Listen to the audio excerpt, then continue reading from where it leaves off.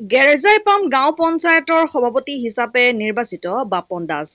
ৰহা সমষ্টিৰ পাখিমৰীয়া উন্নয়ন খণ্ডৰ অন্তৰ্গত গেৰজাইপাম গাঁও পঞ্চায়তৰ সভাপতি হিচাপে বাপন দাস আৰু উপসভাপতি হিচাপে ফিৰোজা বেগম নিৰ্বাচিত হয়। গেৰজাইপাম পঞ্চায়তখন বিজেপি দখললৈ অহাত দলীয় কৰ্মীৰ মাজত আনন্দ উল্লাস দেখিবলৈ পোৱা যায়। নৱনিৰ্বাচিত গেৰজাইপাম গাঁও পঞ্চায়তৰ সভাপতি হিচাপে নিৰ্বাচিত হোৱাৰ পিছতে নিৰ্বাচনৰ পূৰ্বে ৰাইজৰ হকে দিয়া প্ৰতিশ্ৰুতি পালন কৰিব বুলি মন্তব্য কৰে। অনুভৱ কি বহুতে ভাল লাগিছে, যেহেতু ৰাইজে মোক বহুতে বুদ্ধি জিকাইছে।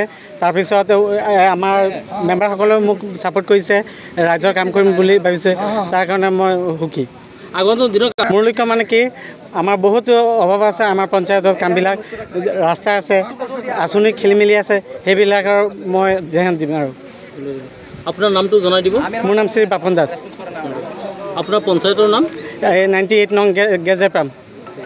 হয়, নমস্কাৰ, মই ফিৰোজা বেগম। মই উপসভাপতি হিচাপে নিৰ্বাচিত হৈছোঁ আজি গেৰজাইপাম পঞ্চায়তৰ।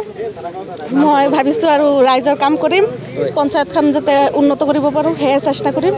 আৰু ৰাইজৰ পৰামৰ্শ আৰু সততা আৰু একতাৰে কাম কৰিম বুলি আগবাঢ়ি যাম বুলি আশা কৰিছোঁ। এতিয়া যিহেতুকে আপোনাৰ উপসভাপতি নিৰ্বাচিত হৈছে, বহুত ভাল লাগিছে। ৰাইজে মোক জিকাইছে, যিহেতু সিহঁতৰো এটা আশা আছে ৰাইজৰ, সেয়ে মই ৰাইজৰ কাম কৰিম, উন্নত কৰিম বুলি। কচুৱাৰ পৰা গুলজাৰ হুছেইনৰ ৰিপৰ্ট, অসম আদিত্য।